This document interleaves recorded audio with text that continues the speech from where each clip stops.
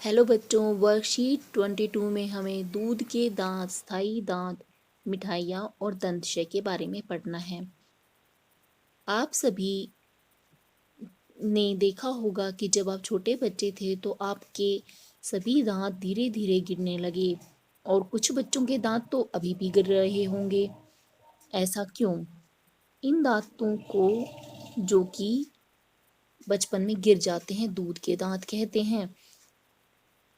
यह छोटे आकार के होते हैं। जैसे जैसे हमारा मुंह का आकार बड़ा होने लगता है, हमारा जबड़ा बढ़ने लगता है, तो हमारे नए आकार के बड़े दांत निकल आते हैं। ये दूध के दांत जब गिर जाते हैं तो हमारे जबड़े का आकार बढ़ता है और उससे कुछ बड़े आकार के स्थायी दांत हमारे मुंह में आने लग जाते हैं। अब स्थायी दांत के बारे में पढ़ेंगे। दांतों के स्थान पर जो कि बचपन के दांत है, जिन्हें हम दूध के दांत कहते हैं, जो दूसरा सेट नए दांत जो निकलते हैं उन्हें स्थायी दांत कहते हैं। ये हमारी जिंदगी भर यानी जीवन भर हमारे दांतों की जगह पर रहते हैं और बुढ़ापे के दौरान फिर से गिर जाते हैं। दांत 4 प्रकार के होते हैं: कृंतक, रदनक, अग्र चर्वणक और चर्वणक।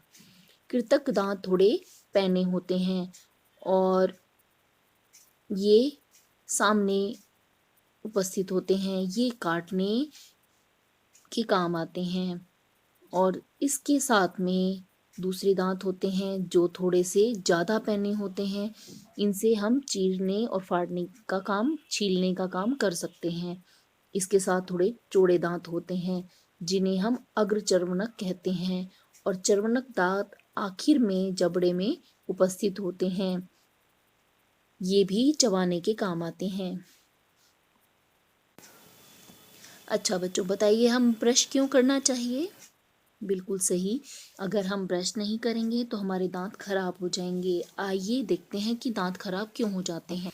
जब हम भोजन करते हैं, मीठा खाते हैं, चॉकलेट, मिठाइयाँ आदि हमारे दांतों के बीच में फंस जाते हैं।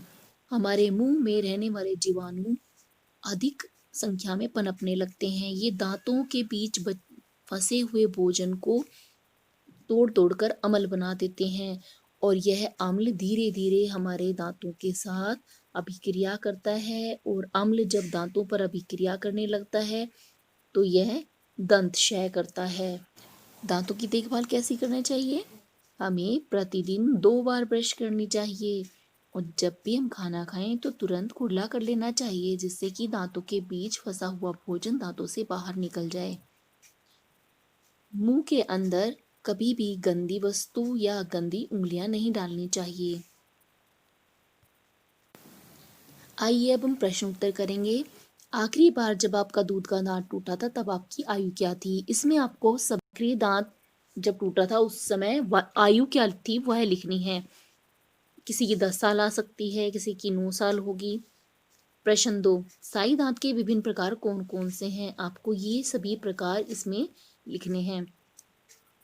प्रश्न 3, दंत क्षय की रोकथाम के लिए किन्हीं 3 अच्छी आदतों को लिखिए। आपको ये सभी आदतें इसमें लिखनी है। प्रश्न 4, रिक्त स्थान भरें। डैश के दौरान दूध के दांतों का सेट निकलता है और लगभग डैश से डैश वर्ष की आयु तक ही गिर जाते हैं। शैशव काल के दौरान तो हम यहाँ लिखेंगे शैशव काल में हम लिखेंगे 6 से 8 वर्ष की आयु तक ही गिर जाते हैं।